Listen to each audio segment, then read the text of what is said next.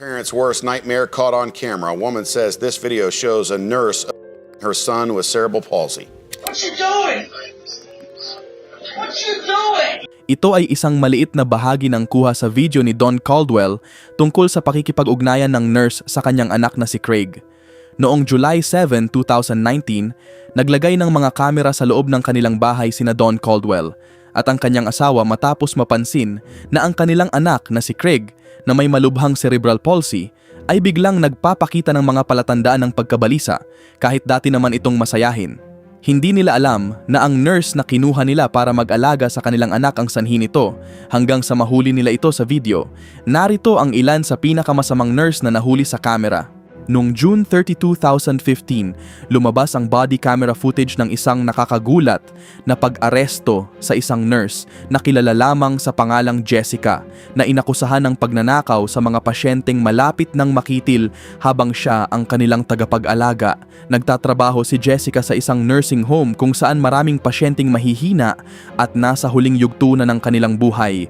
Sa halip na magbigay ng ginhawa at dignidad, pininsala umano niya ang kanyang posisyon para nakawin ang mga mahahalagang gamit ng mga pasyente, kabilang ang pera, ari-arian at iba't ibang credit card. Natuklasan ang mga ito sa kanya mismo nang siya ay maaresto. Ayon sa investigasyon, nagsimula ang kaso matapos suriin ng mga awtoridad ang CCTV sa loob ng nursing home kung saan makikitang pinapakialaman ni Jessica ang mga gamit ng isang pasyenteng kritikal ang kondisyon. Dahil sa sobrang hina ng mga pasyente, madali silang naging biktima. Sa isang insidente, nakita pa siyang kinukuha ang Rolex na relo mula sa isang lalaking hindi na halos may malay. Ayon sa investigasyon, tila inisip niyang hindi na ito mapapansin dahil bihira raw dalawin ng pamilya ang pasyente. Sa pag-aresto, ipinakita ng body cam footage ang mga pulis na kinakausap si Jessica habang palabas siya ng trabaho. Nang tanungin tungkol sa mga ninakaw na gamit, una niyang itinanggi ito, ngunit kalaunan ay pinahintulutang alisan ng laman ang kanyang mga bulsa. Doon na-recover ang Rolex, $500 hanggang $600 na cash at mga credit card na tumugma sa ulat ng nursing home. Habang kinakausap siya, tila wala siyang pagsisisi at iginiit pa na wala namang pamilya ang mga pasyente na maghahanap sa kanilang mga gamit. Kinontra siya ng mga pulis, sinasabing ang mga bagay tulad ng Rolex ay maaaring mga alaala o mana para sa pamilya ng pasyente. Ipinakita rin sa usapan ang kakulangan niya ng pag-unawa sa pinsalang dulot ng kanyang ginawa at mas nakatuon pa siya sa sarili niyang sitwasyon at problema.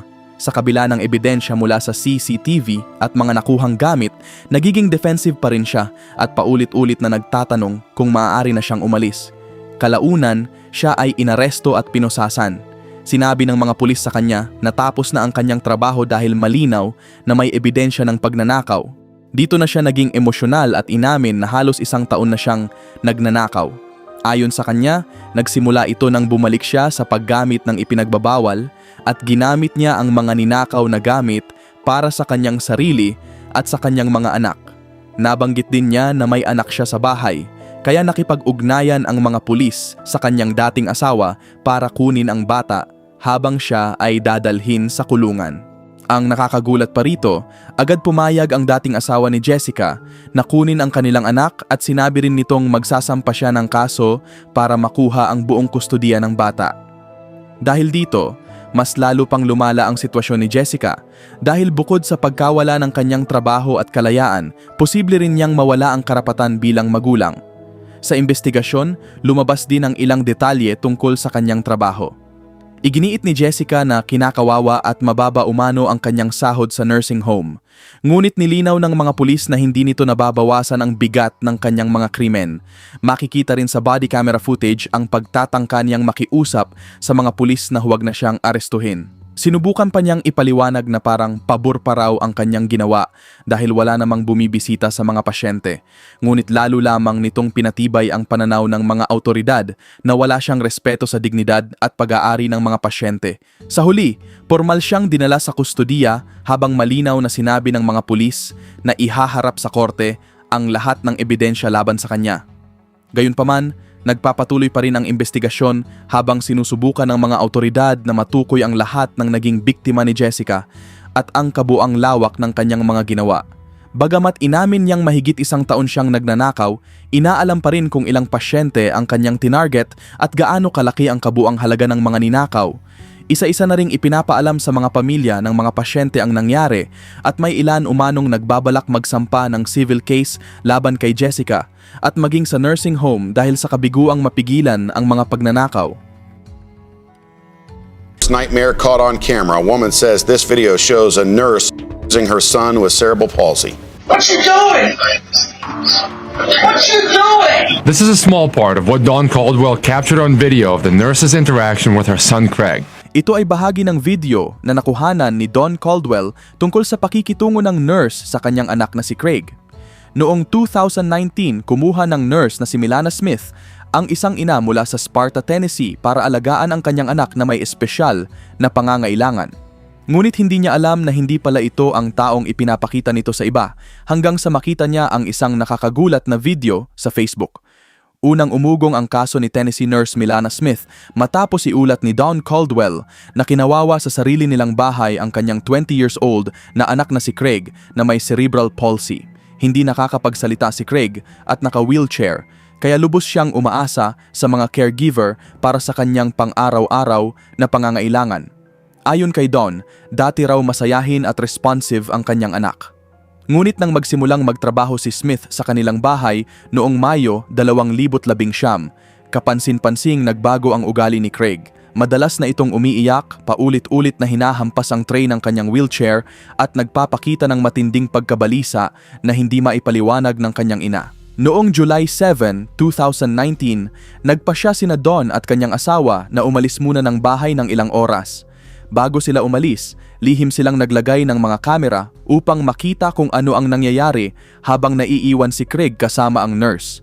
Habang pauwi sila, binuksan ni Dawn ang live feed sa kanyang cellphone at agad na nag-record. At ang nakita niya ay labis na nakakagulat.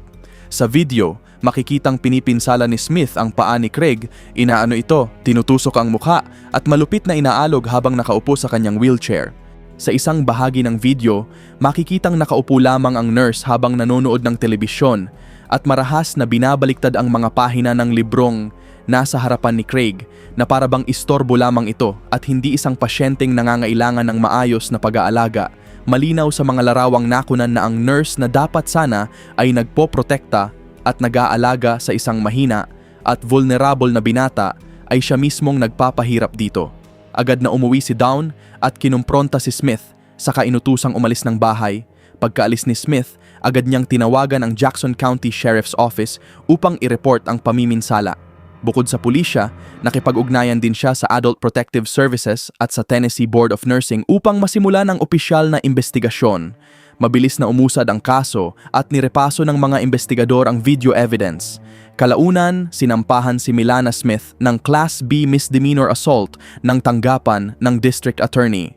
Ngunit ayon sa desisyon, kapag sumunod siya sa ilang kondisyon, maaari pang mabura ang kaso sa kanyang record. Sa kabila ng nakakagimbal na video, hindi nakulong si Smith at pinayagan pa rin siyang manatiling lisensyadong nurse. Mas lalo pang ikinagalit ito ng publiko nang ma-renew pa ang kanyang lisensya kahit naiulat na ang insidente. Lalong lumaki ang galit ng mga tao nang may iba pang pamilya ang lumantad. Noong November 13, 2019, isang ina mula rin sa Sparta, Tennessee ang nadiskubreng naging nurse rin pala ng kanyang anak si Smith. Habang nasa sala sila kasama si Smith at ang kanyang anak na may developmental delays din, nakita niya online ang viral video tungkol sa pamiminsala. Pagkabasa niya sa pangalan ni Smith sa artikulo, binasa niya ng malakas ang ilang bahagi nito. Ngunit bigla raw inagaw ni Smith ang cellphone mula sa kanyang kamay bago dali-daling umalis ng bahay. Ayon sa ikalawang ina, hindi naman napinsala ang kanyang anak. Pero matapos makita ang ginawa kay Craig, nakaramdam siya ng takot at galit dahil pinayagan pa ring magtrabaho si Smith sa mga tahanan kahit may dokumentadong kaso na laban dito. Dahil dito, maraming pamilya ang humiling ng mas mahigpit na proteksyon at safeguards para sa mga vulnerable na pasyente. Habang patuloy na ipinaglalaban ni Dawn Caldwell ang hustisya para sa kanyang anak at hinihiling na seryosohin ang kaso, sinabi naman ng isa pang ina na gagawin niya ang lahat upang mapigilan si Smith na makapasok pa sa tahanan ng ibang inosenteng pamilya. Marami ring pamilya ang nagpahayag ng matinding pag-aalala na ang isang taong nahuling pumipinsala sa isang disabled na pasyente sa video ay nagawa pa ring magpatuloy bilang nurse na may access sa iba pang vulnerable na individual. Dahil hindi makapagsalita o makapagtanggol ng sarili si Craig, posible raw na nagpatuloy pa ang pamiminsala kung hindi pinagkatiwalaan ng kanyang ina ang sariling kutob at naglagay ng surveillance cameras sa bahay. Gayunpaman, ayon sa mga investigador, kahit naiulat na sa iba't ibang ahensya ang pamiminsala na nakunan sa video, wala na raw silang maidaragdag pang parusa kay Nurse Smith maliban na lamang kung muli siyang lalabag sa batas o regulasyon. Noong January 2025, si Ann King, isang 88 years old na retiradong nurse na may demensya, ay ipinasok sa Reigate Grange, isang luxury care home sa Surrey na pinapatakbo ng Signature Senior Living. Umaabot sa humigit kumulang $8,000 kada buwan ang bayad sa naturang care home, dahilan upang maituring ito bilang isa sa pinakamahal na pasilidad sa bansa. Ang Signature Senior Living, na pagmamay-ari ng isang malaking Canadian pension fund, ay nagpapatakbo ng mahigit 30 pasilidad sa buong England at kilala sa kanilang premium na serbisyo. Dahil dito, inaasahan ng pamilya ni Ann King na makakatanggap siya ng dekalidad na pangangalaga. Ngunit ang sumunod ay isang nakakagimbal na serye ng pamiminsala at kapabayaan na kalaunan ay nabunyag sa pamamagitan ng mga lihim na recording. Pagkalipas ng ilang buwan mula nang maipasok si Ann sa pasilidad, nagsimulang mapansin ng kanyang mga anak na sina Richard Last at Claire Miller ang mga senyales na hindi maayos ang pag-aalaga sa kanilang ina. Habang lalo silang naghihinala, lihim na naglagay si Richard ng hidden camera sa tabi ng kama ng kanyang ina noong taglagas ng 2021 upang mabantayan kung paano ito tratuhin ng mga staff. Nanatili roon ang kamera hanggang sa mga huling buwan ni Ann sa Reigate Grange at ang mga nakuhang footage ay naglantad ng paulit-ulit na pamiminsala at hindi magandang bagay. Makikita sa video ang ilang staff na tinutukso, minamaliit at minumura si Ann habang litong-lito at takot na takot ito. Sa maraming pagkakataon, marahas din siyang hinahawakan na naging dahilan upang mapasigaw siya sa sakit at takot. Sa isang insidente, iniwan siyang nakahiga sa sahig ng halos 50 minuto bago man lang siya tinulungang makatayo ng mga staff. Sa isa pang pangyayari, lumuhod pa ang isang lalaking caregiver sa harap niya nang may itanong siya, ngunit sa halip na pakalmahin siya ay malamig at walang simpatyang sagot ang ibinigay nito. Hindi lamang sa pananalita natapos ang pamiminsala, isang cleaner pa umano ang naminsala kay Ann gamit ang basahang ginamit sa paglilinis ng toilet habang nakahiga siya sa kama. Ang parehong empleyado rin ay nagbantang ibubuhos ang basurahan sa kanyang ulo at gumawa pa ng hindi maganda at hindi disenteng kilos malapit sa kanyang mukha. May mga staff din na sadyang pinapatay sindi ang ilaw upang lalo siyang lituhin habang pinapanood lamang siyang nahihirapan at natatakot. Ang mahabang listahan ng bagay na ito ay tuloy-tuloy at nag-iwan kay Ann na takot at walang kalaban-laban sa lugar na dapat sana'y ligtas para sa kanya. Sa kabila ng napakaraming oras ng recording na malinaw na nagpapakita ng pamiminsala, kakaunti lamang ang naging aksyon ng mga awtoridad noong una. Iginiit ng Crown Prosecution Service na kulang umano ang ebidensya upang magsampa ng kaso, bagay na labis na ikinagulat ng pamilya ni Ann King. Para sa kanila, sapat na ang nakakagimbal na footage upang mapanagot ang mga sangkot. Gayunpaman, ang tanging nagawa lamang ng Surrey Police ay bigyan ng community resolution ang cleaner na naminsala kay Ann, isang mababang uri ng parusang hindi na umaabot sa korte. Noong March 2022, inalis ni Richard Last at Claire Miller ang kanilang ina sa Reigate Grange. Ngunit makalipas lamang ang ilang buwan matapos siyang maiuwi, pumanaw si Ann King sa kanilang bahay noong October 2022.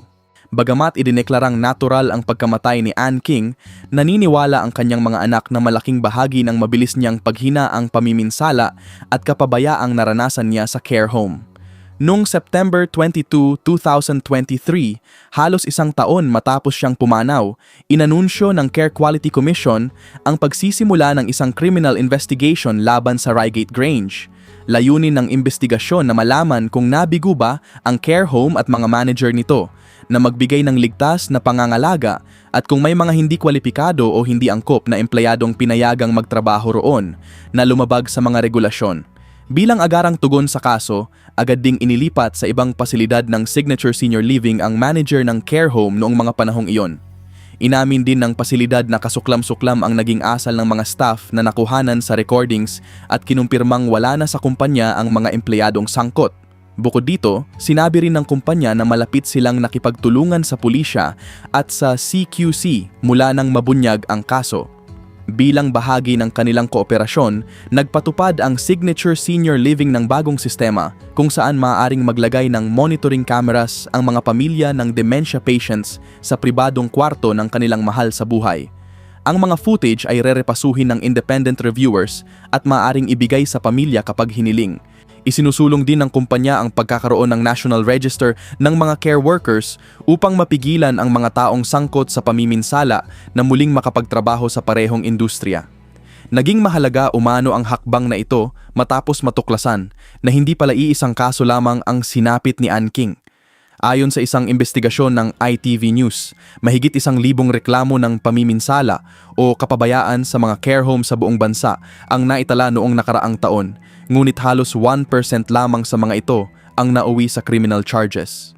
Dahil dito, nananawagan ngayon ang mga campaigners ng mas mahigpit na pagbabantay at gawing mandatory ang safety monitoring, lalo na para sa mga residenteng hindi kayang magsumbong o ipagtanggol ang kanilang sarili. Gayunpaman, hanggang ngayon ay wala pa ring napapanagot sa pamiminsala na nakuhanan sa video sa Reigate Grange kahit nagpapatuloy pa ang investigasyon. Samantala, isang bagong video naman ang lumabas mula sa loob ng Cavite County Jail kung saan isang nurse ang inaresto dahil sa pagpupuslit umano ng pinagbabawal sa loob ng kulungan. Bago magtrabaho sa Cavite County Jail, si Chenica Lashantre Roberts ay nakatira sa Georgia kung saan siya lumaki at nagsanay bilang licensed practical nurse. Nang matanggap siya sa trabaho sa kulungan, ilang taon na rin siyang nurse at itinuturing na maaasahan. 3 taon siyang nagtatrabaho roon at nakabuo ng malapit na relasyon sa parehong staff at mga inmate hanggang sa biglang bumagsak ang kanyang karera matapos siyang mahuli sa surveillance video. Noong May 26, 2022, nakuhanan ng CCTV sa loob ng Cavite County Jail ang isang tila simpleng transaksyon sa pagitan ni Roberts at isang inmate sa may counter. Dahil may natanggap ng impormasyon ang mga investigador tungkol sa posibleng smuggling operation, mabuti nilang minanmanan ang pangyayari habang yumuko ang inmate, dumukot sa bulsa ni Roberts at kumuha ng isang bagay. Pagkatapos nito, mabilis niyang isinuksok ang bagay sa loob ng kanyang orange jail jumpsuit at makikitang dumulas ito pababa sa loob ng kanyang pantalon. Agad na hinalughog ng mga deputy ang selda at pod area ng inmate.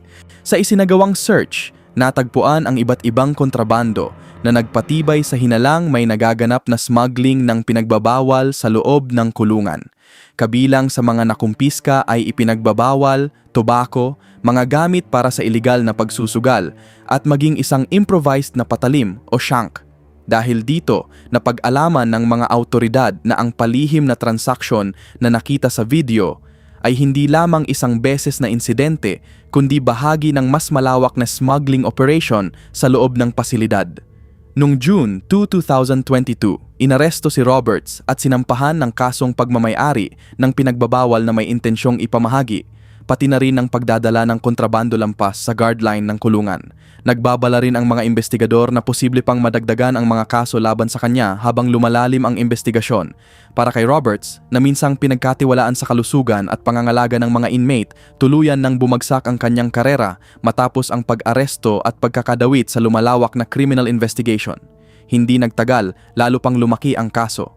Noong June 10, 2022, inanunsyo ng mga deputy na 6 pang individual ang naaresto kaugnay ng smuggling operation sa loob ng kulungan. Kabilang sa mga nadakip ay parehong mga inmate at mga taong nasa labas ng pasilidad. Kabilang sa mga pinangalanan sina Antonio Carter, Rafael Kirkland, Rashad Houston at Hunter McDonald na pawang nagsisilbi na ng kani-kanilang sentensya noong panahong iyon. Isa pang inmate na si Kenneth Fierce ang kinilalang lalaking nakita sa video kasama ni Roberts. Hindi nagtagal matapos ang mga pag-aresto, natuklasan ng mga autoridad na mas malawak pala ang operasyon kaysa sa inaakala. Hindi lamang ito simpleng koneksyon sa pagitan ng isang nurse at isang inmate. Ayon sa mga investigator, gumagamit umano ang grupo ng mga cellphone at posibleng iba pang paraan upang ma-coordinate ang pagpupuslit ng ipinagbabawal at kontrabando papasok sa kulungan. Kalaunan, inaresto rin ang 35 years old na si Reyneta Leonard na sinasabing tumutulong sa pag-oorganisa ng operasyon mula sa labas ng kulungan. Sinampahan siya ng mga kasong conspiracy to cross guard lines with contraband, conspiracy to possess drugs with intent to distribute, at iligal na paggamit ng telecommunications device para magsagawa ng krimen. Matapos mabunyag ang lawak ng operasyon, agad na ni-lockdown ng mga deputy ang pod kung saan matatagpuan ang selda ng inmate na sangkot sa kaso at nagpasok pa ng mga K9 unit upang magsagawa ng mas masusing paghahalughog sa isinagawang operasyon. Mas marami pang bag ng ipinagbabawal, tobacco, methamphetamine, fentanyl at sigarilyo ang natagpuan, kasama pa ang iba pang mga armas. Ayon sa mga autoridad, lalo lamang pinagtibay ng mga ebidensyang ito ang koneksyon ng smuggling operation kina Roberts at sa mga inmate na kanyang nakatrabaho. Ipinaliwanag ni Investigator Toby Nix na ang pagpupuslit sa loob ng mga correctional facility ay laging itinuturing na felony offense. Ayon sa kanya, anumang iligal sa labas ng kulungan ay nananatiling iligal sa loob nito. At ang pagdadala ng ipinagbabawal o iba pang kontrabando ay direktang naglalagay sa panganib sa kaligtasan ng mga inmate at maging ng mga empleyado. Para kay Kenneth Fierce, mabilis dumating ang mga naging epekto ng kaso. Siya at ilan pang sangkot sa smuggling ring ay nahaharap ngayon sa panibagong mga kaso na maaaring magdagdag ng maraming taon sa kanilang kasalukuyang sentensya. Samantala, si Roberts ay nananatiling nahaharap sa felony drug charges. Gayunpaman, bagamat pinagbabawal lamang ang unang kasong isinampa laban sa kanya, ang pagkakatuklas ng methamphetamine at fentanyl sa isinagawang paghahalughog ay nagpapahiwatig na maaari pa siyang maharap sa mas mabibigat na kaso sa hinaharap. Noong December 2016, napansin ni Diana Barbata, isang 70 years old na babae mula sa Punta Gorda, Florida, na masyadong maraming pills ang nawawala sa kanyang bagong refill na reseta ng lorazepam. Ayon kay Barbata, 12 pills pa lamang ang nagagamit niya mula nang ma-refill ang gamot, ngunit nang bilangin niya ito ay kulang na agad ng 36 na pills. Noong panahong iyon, 2 lamang ang may access sa kanilang bahay, ang kanyang anak at ang home health nurse na ilang beses kada linggo bumibisita sa kanila. Ang nurse na yon ay si Jessica Brown. Si Jessica Brown ay isang 39 years old na licensed home health aide na nagtatrabaho sa Synergy Home Care, isang caregiving service na nakabase sa Venice at nagbibigay ng in-home caregivers. Kinuha siya upang tulungan si Barbata sa pag-aalaga sa kanyang asawa na may demensya. Sa simula, tila maayos naman ang kanyang serbisyo at naibibigay niya ang tulong na kailangan ng pamilya. Ngunit nang hindi maipaliwanag ang pagkawala ng mga pills, nagsimulang maghinala ang pamilya. Dahil dito, nakipag-ugnayan sila sa mga detective at, sa pahintulot ni Barbata, lihim na naglagay ng surveillance camera sa kusina malapit sa cabinet kung saan nakalagay ang mga gamot. Noong January 7, 2017, nakuhanan ng kamera ang tunay na nangyayari. Makikita sa footage si Brown na nagbubukas ng cabinet, kinukuha ang bote ng prescription pills at saka ito isinisiksik sa kanyang bulsa. Sa ibang anggulo ng video, makikita rin siyang may inilalagay sa loob ng kanyang damit bago ibinalik ang bote sa cabinet na parang walang nangyari. Pagkatapos nito, kumilos pa siya ng normal at kalmado, inaayos pa ang ilang gamit sa counter bago tuluyang umalis habang may hawak na inumin. Tahimik at maingat ang kanyang ginawa, ngunit malinaw na itong nakuhanan ng kamera. Nang umalis si Brown sa bahay noong araw na yon, agad na chinek ni Barbata ang bote ng gamot at nadiskubring may 13 pills na naman ang nawawala. Dahil matagal nang minomonitor ng mga detective ang sitwasyon, mabilis silang kumilos matapos makuha ang ebidensya. Matapos umalis ni Brown sa bahay, agad siyang pinara ng mga pulis. Sa isinagawang paghinto, natagpuan sa kanya ang 7 sa mga ninakaw na pills. Inamin din niya na 6 pang pills ang kanyang ininom habang nasa loob pa siya ng bahay ng pasyente. Dahil dito, naipaliwanag ang pagkawala ng lahat ng 13 pills at direktang naiuugnay si Brown sa pagnanakaw. Agad siyang inaresto at sinampahan ng kasong grand theft of a controlled substance bago dinala sa Charlotte County Jail. Kalaunan ay nakapagpiyansa siya at pansamantalang nakalaya, ngunit nagpatuloy pa rin ang kaso laban sa kanya. Sa interogasyon, umamin din si Brown na dati na siyang nagnakaw ng mga pills mula sa bahay, na siyang nagpaliwanag kung bakit unang napansing nawawala ang 36 na gamot. Labis na nabigla at natakot si Barbata sa nangyari, pinagkatiwalaan niya si Brown na tumulong sa pag-aalaga sa kanyang asawang nangangailangan ng tuloy-tuloy na atensyon. Ngunit sa halip na tumulong, pininsala ng caregiver ang tiwalang ibinigay sa kanya. Sa kasong ito, ang surveillance footage ang hindi lamang nagpatunay sa pagnanakaw kundi naging tanging paraan din upang maisagawa ang pag-aresto. Kung wala ang video, posibleng nanatiling misteryo ang pagkawala ng mga pills at nagpatuloy pa ang mga pagnanakaw ng walang nakakapansin. Hindi nagtagal matapos ang kanyang pagkakaaresto, inanunsyo ng Synergy Home Care, ang kumpanyang kanyang pinagtatrabahuhan, na wala na si Brown sa kanilang serbisyo. Bagamat tumanggi silang magbigay ng karagdagang komento tungkol sa kaso, hinikayat naman ng ibang ahensya ang mga pamilya na maglagay ng surveillance cameras upang maprotektahan ang kanilang mga mahal sa buhay at matiyak na maayos at responsable ang mga caregiver. Noong January 13, 2017, mabilis na kumalat ang balita tungkol sa pagkakaaresto ni Brown. Ipinakita sa mga ulat ang kanyang mugshot kasama ang detalye ng surveillance footage at mga kasong isinampa laban sa kanya. Sa huli, hinarap ni Brown ang pagkawala ng kanyang trabaho, pagkalantad ng kanyang mga ginawa sa publiko, at mga kasong kriminal na maaaring makaapekto sa kanyang buhay sa loob ng maraming taon.